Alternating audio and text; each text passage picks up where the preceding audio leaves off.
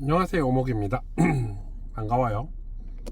어, 제가 오늘 여러 일정들을 마치고 이제 밤늦게 이렇게 껌껌한 차 안에서 조명도 없이 이렇게 영상을 찍으려고 하는 것은 오늘 지금 제가 이렇게 메모하고 또 이걸 정리할 시간이 없어가지고 또 영상으로 자료를 좀 남겨놓고 싶다 이런 생각이 좀 들었습니다.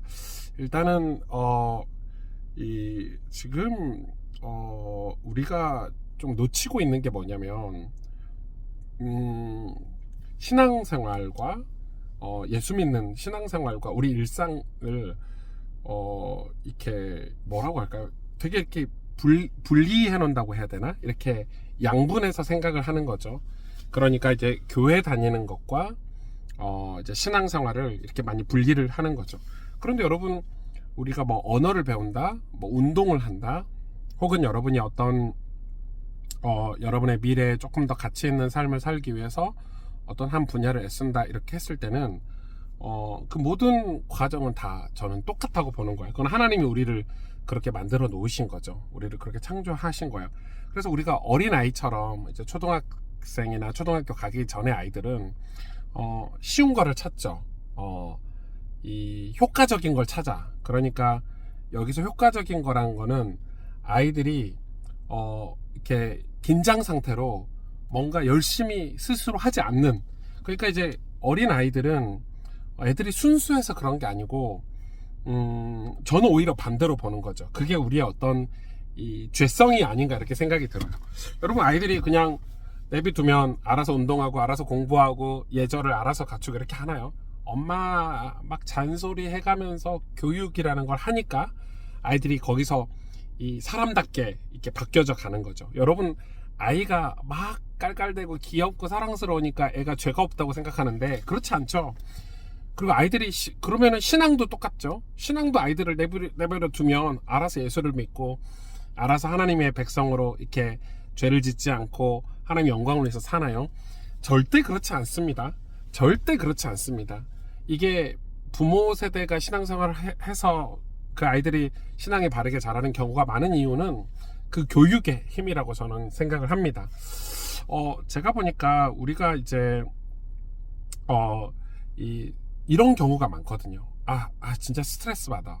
진짜 스트레스 받아. 내가 이거를 꼭 해야 돼?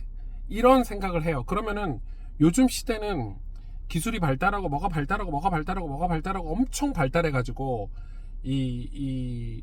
그런 스트레스를 안 받고 효과적으로 뭔가를 빠르게 습득하려고 하는 세대예요. 우리나라 같은 경우는. 그래서 저는 우리나라가 위기가 있다고 생각해요. 여러분, 신앙생활은 편리하게 할 수 있는 게 아니에요. 여러분, 예를 들어 봅시다. 뭐 내가 삶의 질을 높이기 위해서 다이어트를 한다. 다이어트를 안 하면 온갖 병이 오고 내 삶의 질이 떨어지고 이러기 때문에 내가 이제 이 다이어트를 해서 삶의 질을 높여야 되겠다 했을 때는 뭘 만나야 되죠? 한계를 만나야 되죠. 한계를 만났을 때 그 한계를 만남으로써 뭐가 이루어지냐면 발전과 어떤 이 도전이라는 게 생기는 거죠. 그러니까 발전과 도전을 통해서 극한 상황, 그 한계를 한계를 뛰어넘는 어떤 상황들을 이 스트레스를 받아가면서 내가 다이어트를 하게 되는 거예요. 예를 들어서 이제 어떤 사람이 뭐 이렇게 뚱뚱한데 질병이 왔어. 몸에 질병이 왔고 무리가 왔어. 그러면 그 한계잖아요. 뭐 그 상태에서 그냥 사는 사람은 없어요. 병원에서 살을 빼야 된다. 당신 약물로 치료를 받아야 된다. 이런 일을 해야 된다. 저런 일을 해야 된다 했을 때 다들 죽음의 위기 앞에서 어떤 삶의 질이 떨어진 거 앞에서 이제 이 스트레스, 좋은 스트레스죠. 그런 스트레스를 받아가면서 운동을 하고 식단을 개선하고 체질을 개선해서 내가 삶의 질을 높이기 위해서 그런 삶을 산다는 거예요.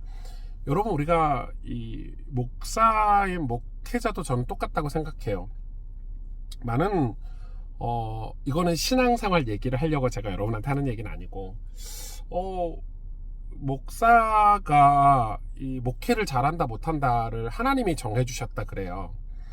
저는 그거 동의 못하겠어요. 그러니까 이런 거지. 이 사람은 이 큰 목사가 되고 작은 목사가 되고 이런 게 이미 하나님이 정해주셨대. 근데 제가 느낄 때는 제가 느끼잖아요. 제가 교회를 개척해서 뭐 남들은 야 교회 개척 10년 동안에 이렇게 성장해서 하는데 저는 만족이 하나도 안 되거든요. 감사는 하지만 만족은 안 돼. 왜냐면 제가 생각했을 때 저의 부족함, 연약함이 보여. 나는 더 설교를 잘하고 싶고, 설교를 잘하려면은 성경 공부나 제가 책을 읽거나 요즘 교회 트렌드나 교회사 역사를 더 공부해야 돼. 정말 지난 2년 가까이를 엄청난 시간들을 투자해가지고 그 공부를 하고 있어요. 그래서 저는 제 설교가 물론 제가 언어적인 전달력이나 제가 설교를 준비하는 과정에서 저의 한계들을 느끼고 있지만 그거를 그 한계를 가지고 스트레스를 받아가면서 밤새 설교를 준비하고 우리 성도들에게 양질의 설교를 하기 위해서 노력을 하고 있단 말이에요. 그런데 제가 만약에 나 좀 편하게 살고 싶어, 나 그냥 이 정도면 됐어, 만족하고 산다면 뭐 우리 교회를 떠나서 뭐 하나님의 뜻과 계획, 하나님이 우리에게 주신 사명, 소명 이런 걸 떠나서 제 삶의 질이 이렇게 늘어나진 않겠죠. 그냥 그러면서 이제 다들 이야기하는 거야. 뭐라고 얘기하냐면은 목사님들이 나는 열심히 했는데 하나님이 나에게 이런 걸 허락하지 않았어, 이런 식인 거야.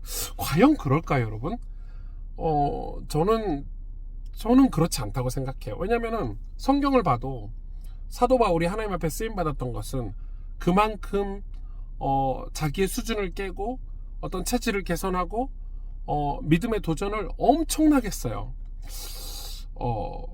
그리고 모든 역사 속에서 하나님 앞에 쓰임 받았던 목회자들이나 신학자들을 봤을 때는 학문적이든 삶이든 어떤 목회적인 것들, 리더십이든 그런 노력들을 했단 말이에요. 그러니까 제가 이제 그게 좀 느껴지는 거예요. 내가 어떤 부분에 있어서 내가 뭐 윤리 도덕적인 것도 마찬가지지만은 목회자로서, 제가 목사로서 내가 지금 내 목회적인 거에 안주하지 않고 나에게 맡겨진 우리 교회와 우리 성도들에게 더 좋은 교회를 다니게 하고 싶고, 내가 맡겨진 우리 성도들이 하나님을 더 잘 믿고 또 그들이 신앙생활을 더 잘할 수 있도록 하기 위한 나의 개인의 노력이 필요하겠다. 근데 이 개인의 노력은 예를 들어서 제가 교육자들을 몇 명 데리고 있는데 이 교육자들을 잘 가르치는 것부터, 그리고 교회의 리더십을 형성하는 것부터, 이거는 내가 온정주의, 그러니까 내가 다른 사람들한테 착하고 좋은 목사라는 걸 인정받는 게 중요한 게 아니구나. 내가 해야 될 일을, 내가 반드시 해야 될 일을 해야 되는데, 그건 내가 한계를 만날 때마다, 그 한계를 마주할 때마다 거기서 스트레스 받는 일들을 해야 되는구나. 게으르고 나태하고, 그래서 아예 그런 고민과 도전과 내가 이런 시도조차 하지 않고 산다면은 나는 정말 싹군 목사가 될 수 있겠구나, 이런 생각을 하게 되는 거예요. 물론 내가 그렇게 살아서 교회가 막 200명, 300명, 1000명, 2000명도 될 수도 있겠죠. 그러나 그거는 저는 아니라고 생각을 하는 거예요. 제가 이번에 그 크리스마스 콘서트를 기획을 했어요. 진짜 우리 교회 수준에, 또 우리 비브리지가 가지고 있는 그런 인프라에 하기가 쉽지 않죠. 그런데 어찌됐든 제 친구가 그 전문성을 가지고 그런 사역들을 하고 있는 친구가 있어서 이 친구에게 부탁하고, 또 진짜 엄청난 예산이 들었어요. 우리 교회 수준에서는 엄청난 예산을 들여서 우리가 이번에 크리스마스 콘서트를 처음으로 시도를 해봤어요. 이 콘서트를 하면서 느꼈어요. 물론 뭐 직원들이나 교회에서는 콘서트 하면 귀찮을 수 있고 일도 많고 이것도 해야 되고 저것도 해야 되고 해야 돼. 그런데 제 마음에는 이런 콘서트가 주는 의미들이 있고 가치들이 있고 우리가 성장하는 게, 한 단계 도약하는 게 있잖아요. 이 콘서트를 하면서 느꼈어. 우리 교회 모 집사님은 이 콘서트 디자인을 하기 위해서 일주일 거의 밤을 새다시피 했고, 또 이 콘서트를 하면서 준비하면서 우리 남전도회, 여전도회, 우리 청년부들의 헌신들이 있었고, 그런 헌신들이 스트레스 받는 일이지만 사실은 우리의 신앙이 자라고 우리 믿음이 자라는 거라고 저는 생각을 해요. 그리고 저도 연말에 너무 많은 일정들, 바쁜 일들이 있었지만 이 콘서트를 준비하기 위해서 이리 뛰고 저리 뛰고 이렇게 하면서 이번에 콘서트에 진짜 의미 있는 콘서트를 했다. 결국 청소년 무브먼트를 도울 수 있는 어떤 기도가 시작이 됐고, 그리고 우리가 구체적으로 그런 일을 해갈 수 있는 어떤 스타트를 끊었다라고 저는 생각이 좀 들어요. 제가 왜 이런 얘기를 하냐면, 저는 그런 마음이 들어요. 우리가 이 진리는 하나잖아요. 복음은 하나야. 예수 그리스도의 생명의 복음은 하나지만, 우리가 이 시대의 문화를 이해하고 공부하고, 우리가 이 예수 그리스도 생명의 복음을 세상에 전하고 더 많은 사람들에게 전하고, 이 하나님으로부터 받은 이 복음을 많은 사람들에게 이렇게 전하기 위해서는 공부를 해야 된다. 노력을 해야 된다. 밤을 새워서라도 애쓰고 노력해야 된다. 이런 생각이 들어요.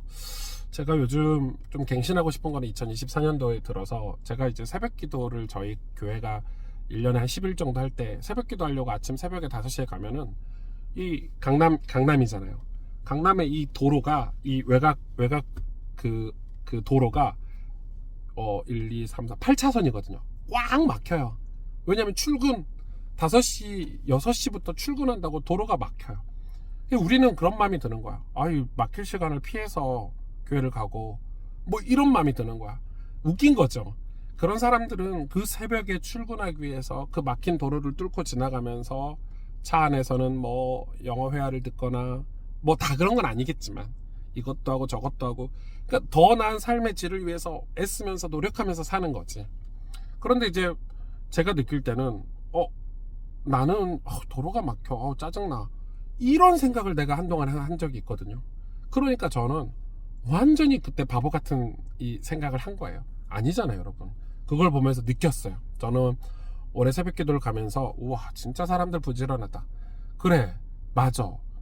우리가 뭔가를 하나님이 주시는 사명을 감당하기 위해서도 부지런해야 되고, 뭔가 스트레스 받는 내 한계를 뛰어넘기 위해서 스트레스 받는 일을 내가 스스로 찾아서 해야 되고, 여러분, 내가